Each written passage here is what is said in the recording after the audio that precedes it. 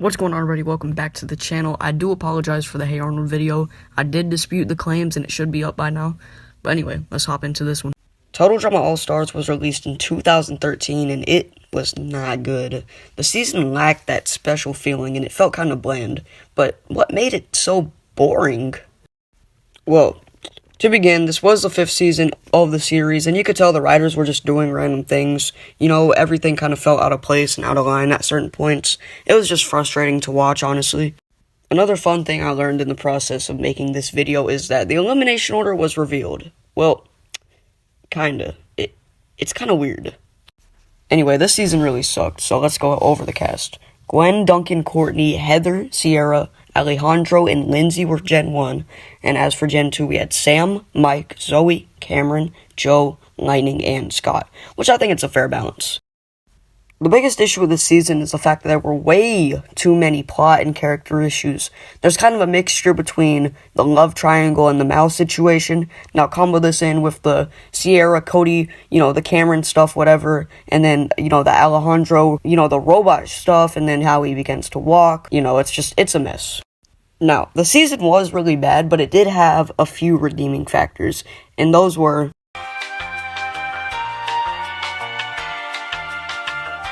Okay, let's go through the season itself and go episode by episode, talking about plot developments and all that good stuff.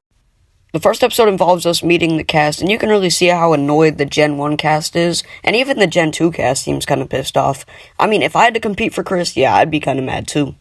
So the teams are decided, and let me say, Heroes vs. Villains isn't bad, but it's not good, Anyway, so the challenge is to jump off of a cliff, as referenced from the first challenge from Season 1, and go into shark-infested water just to get a key that could possibly go to the hotel.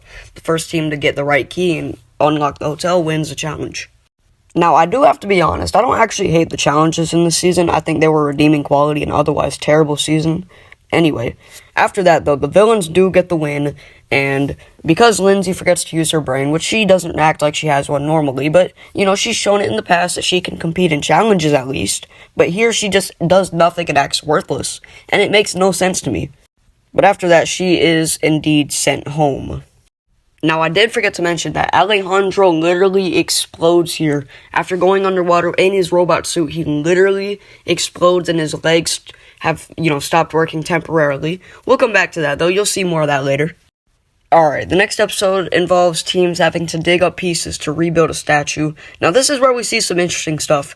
First of all, this is where Mike really becomes Mal. And, it's interesting to see him take over so suddenly, which it's unrealistic and it's stupid and I hate it. But you know what? That's just how this show is going to be, so get used to it.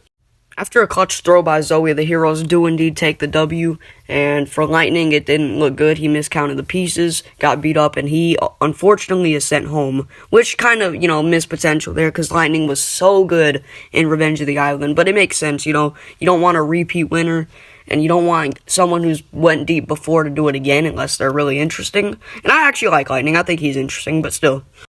Now, I really didn't like this season for a number of reasons, and one of these is the torture. Sam was here for, 4 episodes, and he was tortured. He got beat up, he got stung by that thing that, took all his blood, and then on top of that, his game guy got broke. Dude was just not catching a break, and it was unfortunate to see.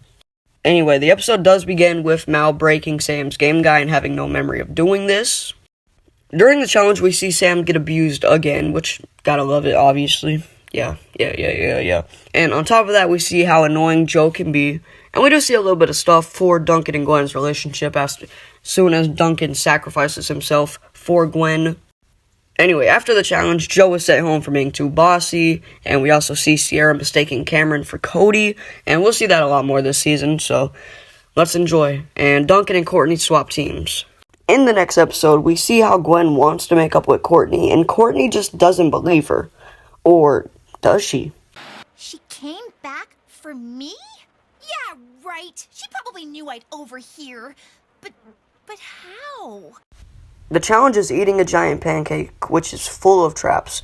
We see this season force a lot of things, and this is the beginning of Nice Duncan or whatever. Now, I'm not saying Duncan is a bad person, but he isn't the Duncan he feels like this season. He's kind of forced to be more genuine here, which it doesn't really feel like his character most of the time. You know, he has shown that he can be sincere, but right here, it just isn't shown well, and I hate it. If you want a good Duncan, you go back to Total Drama Action, without a doubt. After some intense eating, the heroes win. Well, not really. You see, at the campfire that night, Chris tells Sam to unfold his pockets, and in his pockets he has pancakes. And this overturns the win, and therefore the villains get the dub, so the heroes must vote somebody out. And I think it's pretty obvious who they end up voting. Also, I did learn that this was the last time they actually handed out marshmallows this season. They did not continue until Pack 2 Island, which is kind of weird to me. Anyway, Sam is given the flush, and he goes home. In the next episode, we see Mal trip Cameron and break his glasses, and Zoe notices this and seriously begins to question what's going on with Mike. And also here, we do see the beginning of Scott and Courtney's relationship really begin here, although it was teased a bit in the last episode when the villains won. This challenge is a blue moon race across the island. This causes calm animals to act feral, and feral animals to act calm. Now, the villains get a map and hold their advantage, while the heroes have to have food on their head to attract the animals. Now, for the developments, we see Duncan is still obsessed with Courtney, and Sierra continues to confuse me just in every aspect of the way you possibly can. Mal is shown for the majority of the episode disguised as Mike, and we finally see Heather act kind. We also see Duncan and Gwen finally break up. I'm sorry, I was just annoyed of their relationship. But anyway, at the campfire, we see Scott and Courtney's relationship develop as she has more problems. Cameron decides to ask out of the game, but he learns he's being sent to the villains. The next episode, we see Alejandro form a fake alliance. Another thing is Zoe is truly beginning to fear Mike due to Mal taking over. It's safe to say we will definitely see a lot more of Mal moving forward. The challenge involves going to Boney Island and finding eggs from the mutant birds, and we do see some interesting stuff here. Heather finds the immunity idol, and Heather convinces her team to try and vote Alejandro out. But because Alejandro is smart, and Heather forgets to, be smart and use her brain, considering she was literally one of the best villains the show has ever seen, and here she just folds? Like, come on now. Okay, before we continue, this is the beginning of Mal's mind, where we'll actually see this quite a bit. It's a recurring area in the season, so we see Mike kind of trapped in his mind here, but we'll come back to that later. At the elimination ceremony, we see Gwen and Courtney begin their official friendship now that Gwen and Duncan are finished. Alejandro is voted out of the game, and Heather is in pure excitement, pure joy. She has finally won, but then...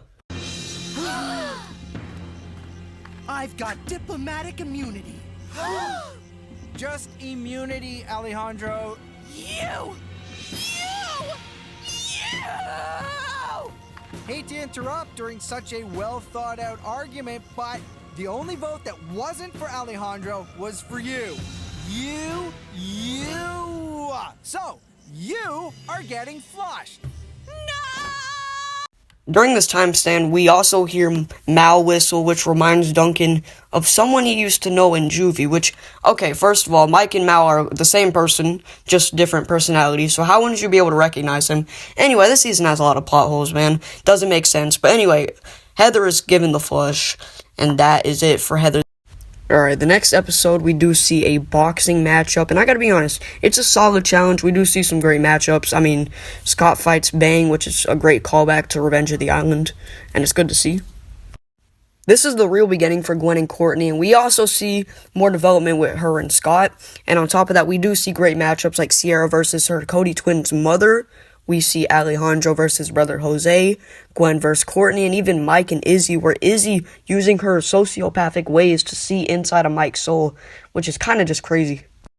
The villains win the challenge and are given the decision of who they want to vote out, and they send Sierra away for obvious reasons, obviously to protect Cameron from just being given the Cody treatment, and the heroes send Alejandro to Boney Island. In the start of this episode, we begin to see Gwen and Courtney's friendship really become genuine, and we better enjoy it because it won't last that long. And we also see Duncan doing these good things and continuing to be given the sweet and polite kid type of role. I just don't get it.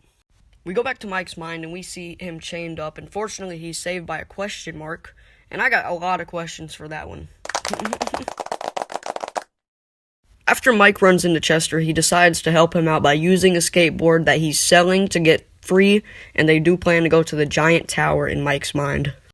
By this point, the merger has finally happened, so everyone for themselves, and this challenge is a boat race around the island, which I do like. I think it's not terrible, it's unique enough. We see Cameron use his game to help him, Zoe, Duncan, and Scott back in the game after letting Fang chase after Scott. We see Duncan hop into the water after seeing Chris's cottage. We see Zoe try to make sure that Mike is back after getting into danger. And we see Mal save Zoe to avoid the accusations. And at the end of the challenge, everybody's pretty much there. It's very close. However, Alejandro uses his nose to get the win, and he wins immunity. However, this doesn't last long because we hear an explosion in the distance. In the distance, we see Duncan running away in excitement as he blew up Chris's cottage. That night at the elimination ceremony, Duncan is arrested and this time sent to an actual prison, which makes sense. He literally committed it, and that's a bad crime, bro. He blew up an entire cottage. Come on now. That's crazy. Mal decides to rig the votes at the elimination ceremony, so it sets up Cameron for failure, and because of this, it's a unanimous vote that Cameron's eliminated. However, due to Duncan being arrested, he gets to stay.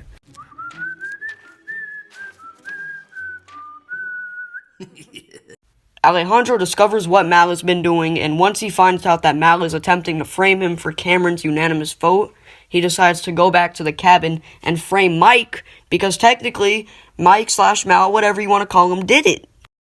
Now, this episode does begin the relationship between Scott and Courtney, which it's whatever, it doesn't really bother too many people. I don't think it's hated by the community, and it does cause Courtney problems later on, though. Now, one of the things that I really hate about this episode is how easily Cameron is manipulated. Cameron is smart. This guy, he's incredible. He came off of last season. He literally had to build a robot and dominated in the finale. Come on now. How does this make sense? How can he be manipulated this easily? It just hurts to see him, man. So, to get manipulated like that so easily, it just... Come on now, Cam, use your brain. This is the 100th episode of Total Drama, which is kind of surprising it's lasted this long. It's kind of wild. But we do see, the planned challenge go terribly wrong after Chris is captured by Ezekiel. And we'll talk about Zeke in a minute. Now, since the new challenge is Find Chris, that everybody kind of groups up for the most part, except for Gwen and Alejandro. Now, let's talk about Zeke for a minute. This dude has evolved crazily. This dude went from, surviving by hiding in the plane during World Tour, then fell into lava, and now was stuck into, a whole radioactive mine. It's kind of wild. Dude is literally a zombie. After Gwen randomly falls into a hole, Zoe immediately follows her to help her out, and then we see Cam and Mal go into a separate hole, and we also see Alejandro stuck. His foot is stuck in a rock. We see Mal plan to eliminate Courtney through getting Cameron to kiss Courtney, and we see this happen. And while Courtney and Scott begin to argue, Zeke decides to capture both of them. After Alejandro leaves Cameron hanging because Cameron wouldn't accept, he gets captured, and Chef decides to go help Chris and everyone else. Cameron, who's hanging from the branch from earlier, falls down into the water, and fortunately Gwen is there to save him when he needed it most. After this, Mal is captured by Ezekiel, and now it's just up to Gwen, Chef, and Cameron to stop Ezekiel. After Cameron distracts Ezekiel, he gets attacked by a bunch of boulders, which crush him automatically. He stood no chance there. And Gwen absolutely lights up Ezekiel when he least expected it. At the elimination ceremony that night, Alejandro is sent to Boney Island, and Cameron is eliminated because he was unable to keep going. The dude got crushed by a bunch of boulders. What do you want me to say? Now, as Mal is still taking advantage of Zoe, we see Mike and Chester in Mike's mind, and we see them run into Svetlana, who hasn't been seen much, but, it's nice to see an appearance here, because honestly, I like all of Mike's personalities. I think they're all unique and interesting in their own type of way. Also, one thing to note, Courtney and Scott do get back together here, so just a minor heads up. This episode is an obstacle course, and I kind of like it. It's not as good as Season 1's Boot Camp Classic, but it's pretty solid. And we see Zoe and Gwen talking about Alejandro after Mal claimed that Alejandro watched Cam fall last episode, which he tried to offer him. I can't deny that. Now, during the challenge, we do see Svetlana take over Mike's main personality for a second, but we do see Alejandro eventually take the lead and dominate. However, Mike throws himself out of the way so that Zoe get the win, so Alejandro can lose here and be sent home. Alright, so after the challenge, Alejandro is voted out and Gwen is sent to Boney Island. And after Alejandro is in the toilet, he says, It's in the art! It's in the art! The next episode is rough, so let's just breeze through it. The episode begins with Mal searching through photos, and we go back to Mike's mind and see Vito for the first time this season. Gwen and Courtney try to work out their issues, but it's kind of difficult for both of them because Gwen is more focused on the game, and Courtney's just focused with getting Zoe out of the game because she knows that Zoe is way too strong for her. Her little plan isn't going to work out anyway because of what is about to happen to her. Going all the way. Scott is sweet on me, for obvious reasons.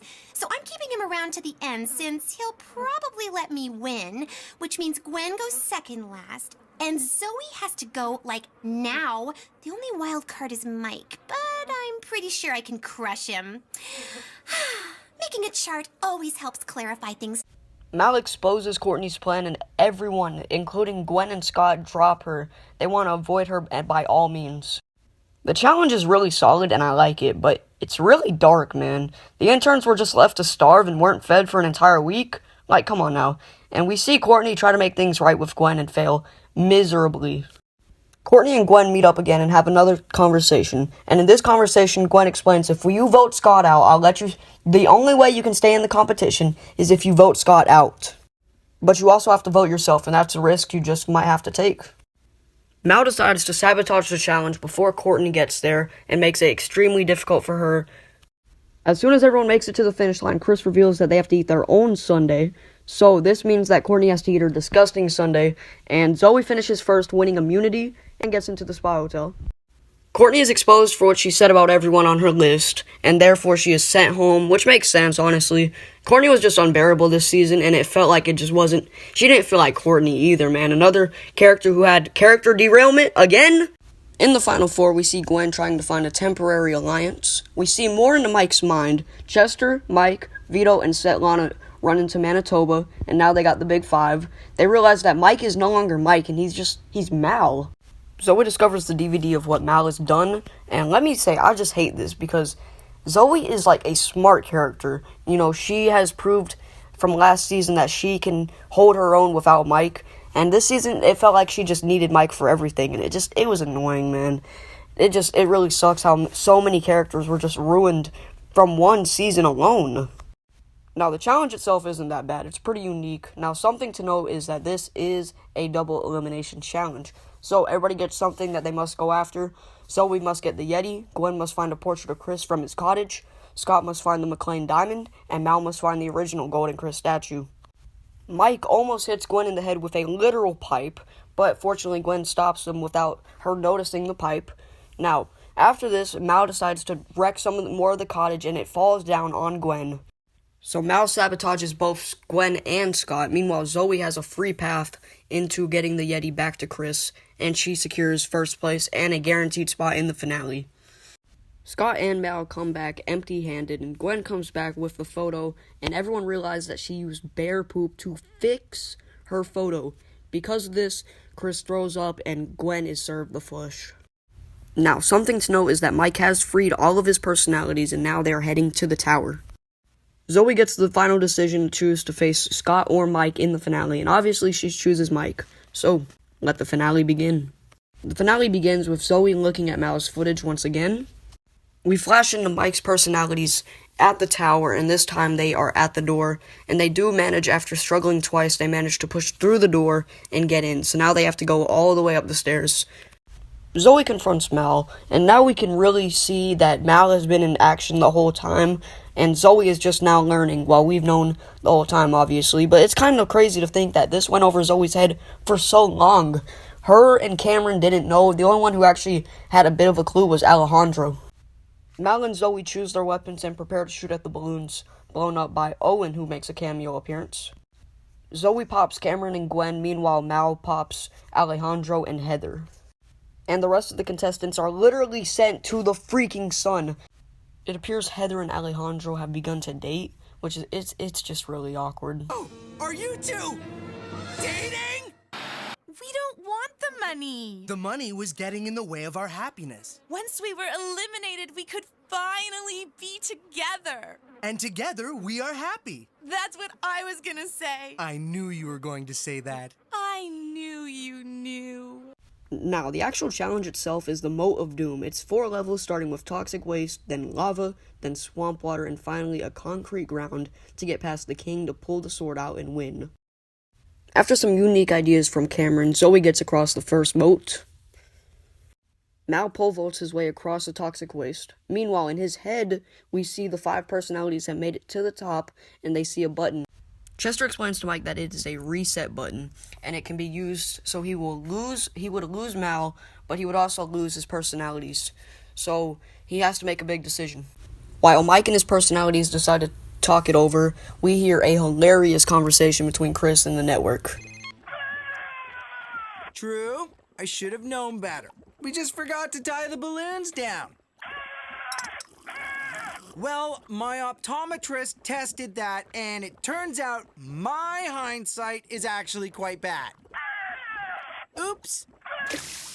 After this, Zoe runs across a ladder to get past the lava. Meanwhile, Mike goes on a pogo stick and makes his way across, which is pretty impressive. After that, Mal literally tries to drown Zoe, but he suddenly gets transported back into Mike's mind, where it is revealed to us that they hit the button. Therefore, Mike loses all of his personalities, but he gets rid of Mal in the long run.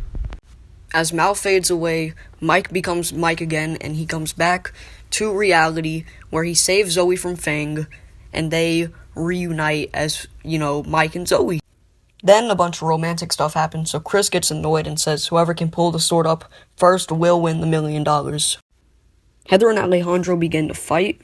While this happens, Zoe and Mike race to get the sword. Once Fang chases Alejandro and Heather gets hit on the head by Gwen, we see Zoe and Mike going head-to-head for that sword. While Chef is distracted with Zoe, Mike finds his chance to sneak by and pull the sword out of the stone and winning the $1 million.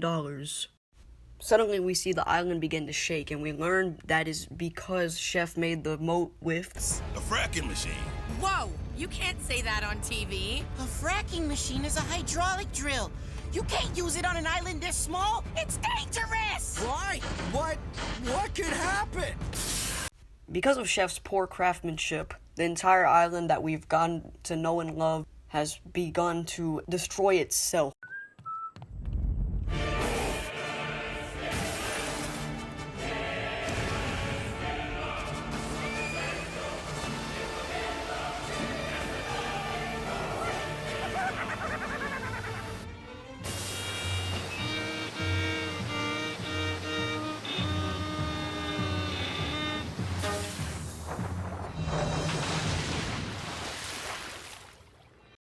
After the island literally sinks, we see Zoe, Mike, Cameron, and Gwen on the top of the roof on the cabin, and we hear Chris promote the next season of Total Drama, which we'll talk about that in a second.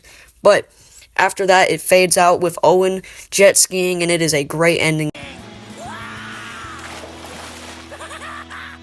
That was awesome! You got me jumping like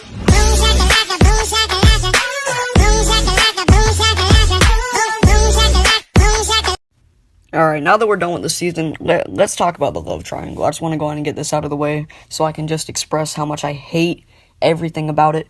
First of all, Duncan this season is so bland, and he's treated like this sweetheart when it's not his personality. He's just not that type of guy. Now, I really hated Courtney this season as well. She was entitled and petty to pretty much everyone and tried to manipulate Gwen and Scott just so she could win. Come on now. And Gwen herself felt dry at the start of the season, but slowly she got it moving, and I felt like she was way better in the second half of the season. Definitely one of the few ups in the season was second half Gwen. Another issue is Gwen thinks of herself so easily as a villain, which just isn't accurate. I get what she did was wrong in season 3, but come on now. And also, I really wish Duncan and Gwen broke up before the season started instead of during it. It's annoying to see Duncan obsessed over Courtney for the first half of the season, and while in a relationship with Gwen, it's just weird, man. I feel like everybody could have been on better terms and we could have seen better character development here had Duncan and Gwen broken up prior to the season. Now, for the next plot issue, the Mike situation. I hate how Mal acts and how he can just manipulate Cameron and Zoe even after multiple occurrences of him being exposed for what he's done. Zoe needed to focus on the season instead of Mike. That was her biggest problem midway through, and you could really see it starting to add up. especially in the boat racing episode. Now, let me say, the whole tower thing with Mike and the personalities, like, it was just stupid, man. Because to just have him, like, reset and lose everything just doesn't... It's not realistic. I know it's a cartoon, but, like, still, it's just kind of weird. And I'm still aware that he had his strengths and all that, but I just didn't like it. It just felt like a cheesy way to add Mike right back at the end of the season when it mattered. Now, I'm pretty much done talking about what I haven't liked, but I'm still not done. Tons of characters were ruined here for me, like Courtney, Duncan, Lindsay, Joe, and it's kind of annoying to see that. And it's likely that we won't see these characters ever again, so it's just a dry ending for otherwise, like, phenomenal characters. The smaller plots with Courtney and Scott, Sierra mistaking Cameron for Cody just felt excessive and annoying. Courtney didn't need to get with anyone. If she was focused on winning through alliances, she could have won. Also, that little thing about Duncan knowing Mal in prison... How did you not recognize him prior to this? Like, you would have seen the season on TV or something. Like, this just doesn't make sense. And also, speaking of Sierra, she was a waste of time. It felt like Sierra was just there to torture Cameron every given opportunity. Also, speaking of opportunities, this season had so many missed opportunities. Zoe could have been way smarter this season. She could have understood from the start that Mal was in. You know, Mike wasn't there the entire time from episode 2 to the final episode until the last 3 minutes of the episode, and you did not catch on not once. That just doesn't make sense to me. Speaking of torture, there was so much Sam abuse this season, and it wasn't funny, bro. I felt so bad for him. I know he isn't, like, a major character who played a major role in the season, but he was there for 4 episodes and got literally just messed up in every single episode. There was not a break for this man, and I felt terribly bad for him.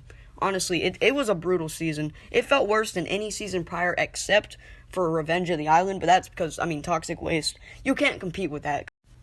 Alright, one of the last things that I will talk about is Chris. Chris this season was not cool, dude. Not cool. He was just brutal. He was truly becoming a literal menace to society by this point. I mean, he literally said they might die in the finale.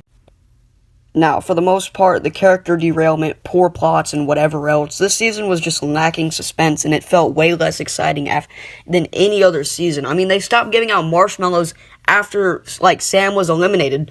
Or whatever, like, it was so early on. Alright, I'm gonna wrap this up. I just wanted to go over this season and some of the major issues that it had. Following this was another trash season, which had even worse characters than this one. Anyway, that'll do it for this video. I hated this so much, but I'm so glad I can make a video on it. Remember to like and subscribe and continue to support the channel. Also, I do want to change the uploading schedule. I'll try to do about 6 videos a month, so we'll see how that goes. But that'll do it for now. I'll see you guys in the next one. Take it easy. Peace.